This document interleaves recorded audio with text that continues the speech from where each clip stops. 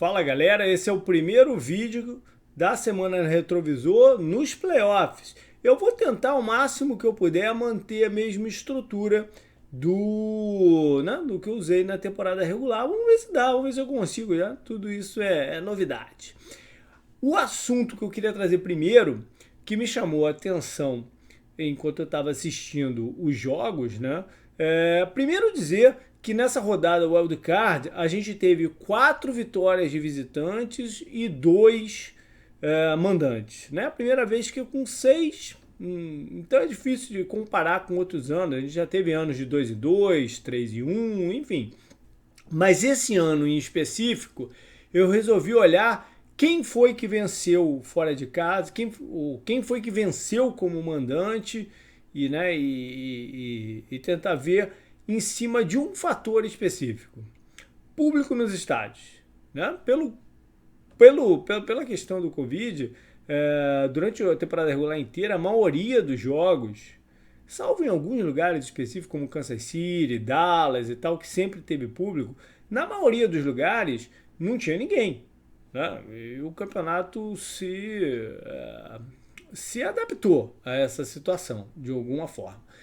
Agora nos playoffs, que normalmente é um clima diferente, é um clima tenso, né, em que a torcida ajuda a passar essa pressão, né, às vezes até negativa, mas em outras ela ajuda a contornar algumas deficiências que o time pode ter com barulho, injetando euforia e tal. E a gente teve então das 6 partidas, 3 com público e 3 sem. As com público foram 2 vitórias para os mandantes e uma para o visitante. Ou seja, as únicas 2 vitórias que a gente viu no fim de semana. Os outros 3 jogos em que não tinha ninguém, os 3 times da casa perderam. Pode ser uma tremenda coincidência. Né? E a gente nunca vai saber, porque se Deus quiser, no ano que vem a gente já vai estar perto aí do que a gente conhece e tal, da vida nos estádios, né? Tomara. E, enfim, vale como registro, né? Em Seattle, Washington e Pittsburgh. Não tinha, Pittsburgh até tinha uns gatos pingados lá, mas não oficialmente como público. Os 3 times se despediram do campeonato. E nas outras partidas, em New Orleans tinham 3.000 pessoas, em Buffalo tinham 6.000, foi a primeira vez que teve público no estado de Buffalo, no estádio, né, dos Bills, o governador de Nova York liberou. E no Tennessee, que foi o único dos 3 que perdeu, foi onde teve o maior público, né? Parecia até que pandemia era um detalhe lá. Tinham 14.000 pessoas para ver os Ravens saírem vencedores. Então fica aí o registro, né, desse ano tão conturbado, mais uma situação. E vale lembrar que na semana que vem, em todos os 4 jogos, devem ter público, né? Eu tô um pouco na dúvida do de Green Bay, mas pelo que eu vi aqui, pelo menos no que eu cliquei ali no schedule, tem a opção de compra lá também, então deve ter público. Vamos ver se vai ter alguma mexida aqui, uma mudança, os mandantes vão fazer valer, né, o seu benefício.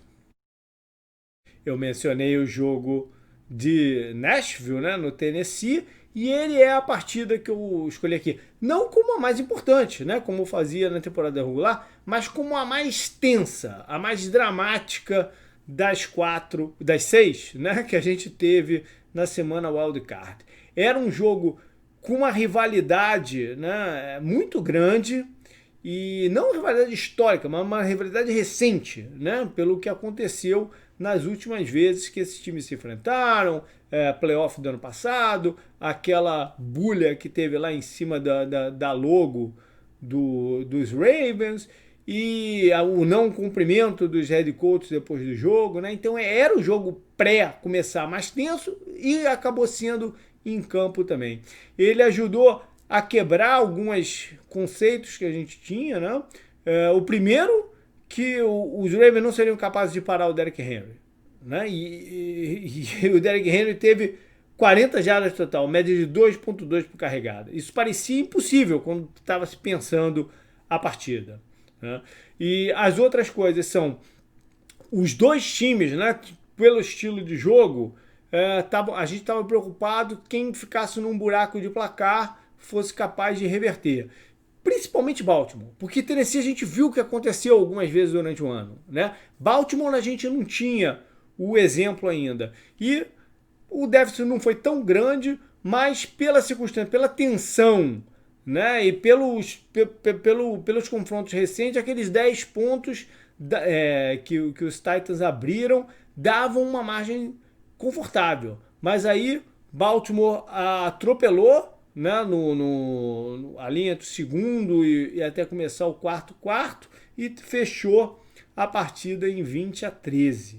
O Lamar Jackson, né, tirando do ombro esse peso, essa coisa, né, meio não vou dizer maléfica, mas de um mau gosto, né, que tinha de que ele não seria capaz de ter sucesso nos playoffs e tal. Teve dificuldade no ataque aéreo, teve um passe muito ruim que foi interceptado, mas também era andamento do jogo, né? Não era nada também de outro mundo. Mas aquela corrida dele pro touchdown foi sensacional e ele se impôs, né? A defesa dos Titans vinha conseguindo controlar as corridas do Lamar. E nesse jogo não. Nesse jogo ele conseguiu first downs importantes e esse touchdown. Enfim, depois, né, teve as provocações normais e tal. O Harbaugh falou que foi talvez uma das vitórias mais importantes e satisfatórias que ele teve na carreira dele, né? Isso é relevante também. E agora eles vão lá para Buffalo testar sua sorte. O upset da rodada não podia ser outro. Os Rams, que eu destaquei aqui na semana passada como o time que preocupava indo para os playoffs, com a situação totalmente indefinida de quarterback, foi até Seattle e sapecou uma vitória em cima dos Seahawks. E foi uma vitória maiúscula, não foi uma vitória qualquer, foi uma vitória maiúscula. O placar foi 30-20, mas eles tiveram o domínio do jogo.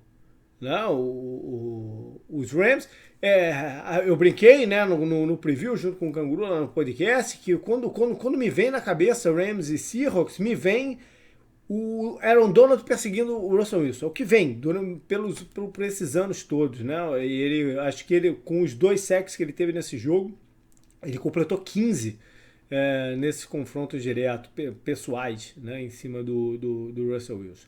Então, os Rams que tiveram logo de cara, né, aquele susto com o seu quarterback, o Wolford, que estava no lugar do Goff, tomando a pancada no pescoço, tendo que sair, entra o Goff com uma tremenda dúvida se ele seria capaz de executar o jogo, né, se ele é capaz de ficar ali atrás do center, recebendo a bola, se pudesse ter algum contratempo no dedo dele que passou pela cirurgia.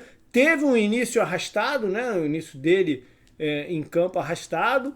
Forçaram a bola com o calouro, com o Akers, que funcionou muito bem, até as coisas se abrirem um pouquinho e ele conseguir fluir o jogo. Foi uma vitória interessante. Eu acho que essa situação do quarterback, essa dúvida deles mesmo, né, dos Rams mesmo, acabou ajudando, porque Seattle, de alguma forma, né, quando veio a notícia que o Goff não jogaria, acho que foi na sexta-feira, focou o resto de preparação em cima daquele quarterback, né, e as defesas e os sistemas de jogo são muito detalhados, e você tem essa mudança de estilo, né, de um quarterback para o outro. É muito difícil, né? Eu falei sobre isso na época que o Miami estava alternando o Tua e o Fitzpatrick. É um complicador muito sério você se preparar para 2 estilos de quarterback diferentes. Acabou que isso funcionou. Não é também que o rapaz estava jogando, fosse o Steve Young, ele é móvel, mas não, o Steve Young, ele teve 3 passes completos de 6 e levou sorte, porque um ali na lateral do campo era para ter sido interceptado, mas o Cooper Kupp fez milagre lá. Então, acabou, acho que sendo benéfico, somado ainda com a bela performance do Cam Akers e da defesa, liderada pelo Aaron Donald, os seus cornerbacks, o Jalen Ramsey, né, segurando o DK Metcalf, os outros sendo oportunistas, e tá aí. Os Rams agora vão partir para tentar encarar os Packers e vão precisar, né, de alguns desses seus jogadores. Aí o Aaron Donald saiu machucado, o Cooper Kupp saiu com problema no joelho também. Eles vão precisar que esses caras estejam em ponto de bala. Mas alguma coisa, acho que não, acho que é isso aí, né? Vamos lá. Vamos pro... uma coisa importante aqui, de estilo de jogo, anotei e já ia esquecendo de falar. Primeiro dizer que Seattle me pareceu muito sem confiança, né, no que fazer, de muita discussão, né, me pareceu um time fora de, não de foco, mas fora de desarmonia, de harmonia, né, sem estar com tudo arestado direitinho. Eu acho que eles se perderam um pouco durante o campeonato. E o Rams fez uma coisa muito interessante, que foi forçar o Jamal Adams em cobertura, ao invés de ficar na linha de scrimmage. Eles spread um pouco os jogadores e forçaram o Adams, tiraram o Adams um pouco lá da linha de scrimmage. Acho que isso ajudou bastante também no upset.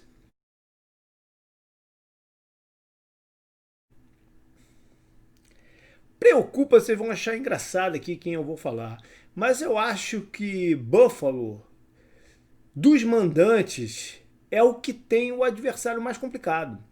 Baltimore.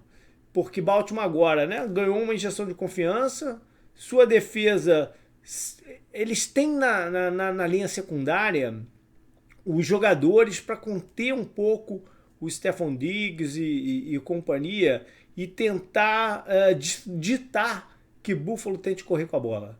E isso é um problema, porque Buffalo não corre bem com a bola. E ainda mais agora, perderam o calouro lá, o Zach Moss, que estão fora.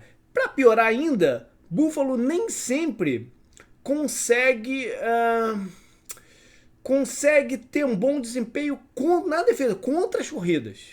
Então eu acho que Baltimore vai jogar 80% da partida tentando correr com a bola, dominar o relógio, frustrar os Bills. É um jogo complicado, para Buffalo. Acho que eles estavam torcendo para Pittsburgh ganhar no domingo à noite. No up and down, então, eu vou para esse jogo dos Steelers com os Browns. No up, eu fiquei muito bem impressionado com o cornerback deles, chamado MJ Stewart. A postura dele em campo, né? Os Browns estavam sem o seu melhor defensor depois do Myles Jarrett, Myles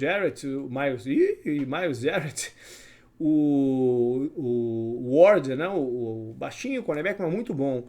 E o MJ, né, que provavelmente já ia ser o titular do lado oposto, segurou muito bem a onda do lado dele. Ele tomou um touchdown com o Eric Ebron, mas aí foi um mismatch, né, de tamanho contra ele. Na função normal, em rotas normais contra os wide receivers, acho que ele saiu muito bem e principalmente gostei da desenvoltura dele em campo. Foi um jogador que me impressionou nessa partida. Outro jogador bem, a defesa dos Browns como todo jogou bem, né? O Carl Joseph foi um jogador muito criticado, o safety apareceu.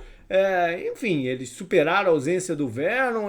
Foi uma tremenda partida da defesa deles. Mas esse jogador em específico me saltou os olhos. Ele terminou com uma interceptação, mais um passe defendido, mais um tackle tirando jardas dos adversários e 10 tackles. Ou seja, ele foi forçado. O Steelers forçou a bola em cima dele e ele saiu bem. No down, eu tenho que ir com o running back dos Steelers, o James Conner. Não que ele tenha tido uma má temporada como um todo, afinal de contas ele fechou com a regular, né, com 721 jardas, é baixo, mas ele perdeu algumas partidas, média de 4.3 por tentativa, é uma boa média.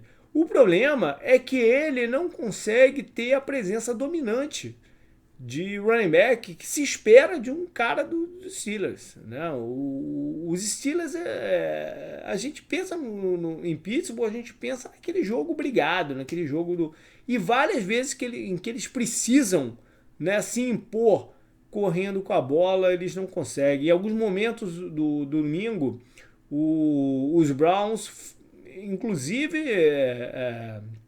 incitaram, né, provocaram eles a correr com a bola, e o Pittsburgh era a melhor situação e acabava não dando a bola para o Conner, o que me diz que o problema é grande.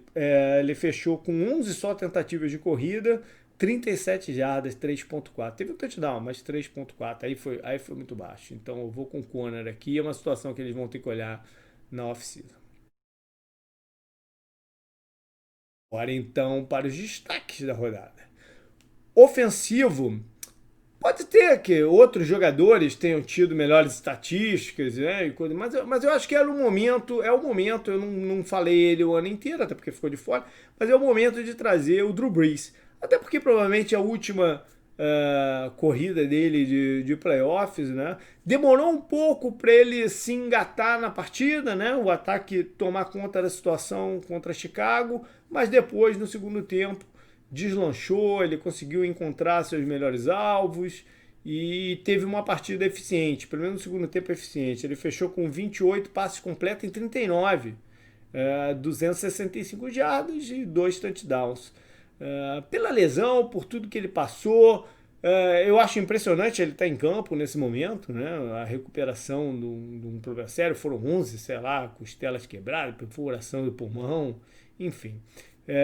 Para dar uma ilustrada nesse que eu falei de jogo eficiente, ele completou passe para 10 alvos diferentes, né, distribuindo a bola, ou seja, com total domínio das ações.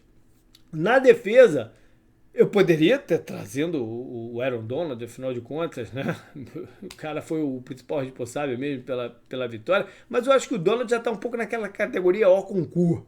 Eu nem trouxe ele durante o campeonato também, porque elogiar o Donald é fácil, ele pode fazer isso toda semana. Então eu vou ficar, e também para não deixar de falar dessa partida, foi o que eu acho que eu não mencionei até agora, eu vou ficar com o linebacker dos Buccaneers, o Lavonte David, que é um jogador que quem acompanha lá o podcast, né, sabe que eu sou fã dele e acho que nem sempre ele recebe o reconhecimento devido. Nessa partida específica, ele estava tendo que assumir um pouco até da responsabilidade do companheiro dele, né? O outro linebacker, o Devin White, que estava fora por Covid, que é o jogador mais eu costumo brincar desde a época do pré-draft que ele é um míssil, né? Para cima do lance. E o David, né? O esquema dos Buccaneers pede muito as blitzes internas, então ele atuou mais nesse sentido. Ele teve um sec mais um hit. Ainda o que ele faz na cobertura, né? Teve um passe defendido, teve 9 tackles, é um jogador de muita presença em campo. Special Teams, eu falei lá no podcast que eu sentia que de alguma forma no jogo de Buffalo contra Indianapolis, os kickers, né, poderiam fazer a diferença. Eu não vou dizer que foi isso o jogo, né? Mas enfim, acabou que a diferença foi de 3 pontos só. E o kicker os dois são calouros, o kicker dos Colts errou um chute e o dos Bills acertou suas 2 tentativas. Os dois tiveram 2 tentativas cada. Do Bills fez as 2, então os 3 pontos aí do placar, né? Sendo que uma delas foi de 54 jardas. Então o Tyler Bass, calouro, kicker, que leva aí o meu destaque dessa semana. Para finalizar calouro, eu já mencionei o Cam Akers, né? Lá como eu falei dos Rams. Podia trazer também o running back dos Ravens, fez uma baita partida, mas eu resolvi ficar com o left tackle dos Browns, o Willis. A linha ofensiva dos Browns talvez o ponto forte do time, junto com os running backs, né? É o ponto forte do time. E é um pouco inesperado, alguns jogadores subiram de produção, o sistema passou a ajudar, e o Willis é uma dessas razões, né? Ele está tendo uma temporada de calouro brilhante. Nesse domingo, com a linha desfalcada, que ainda perdeu o Conklin, durante o jogo, ele não recebeu muita ajuda, ele teve que segurar as pontas, né? E a gente não viu a defesa dos Steelers gerar pressão em cima do Baker Mayfield. Então, pelo somatório aí das coisas, eu vou com ele como meu destaque dessa rodada. Beleza, então, galera? Vamos nessa. Quarta-feira a gente grava, então, o podcast sobre as 4 partidas do fim de semana e segue aí, toca essa barbada. Até mais.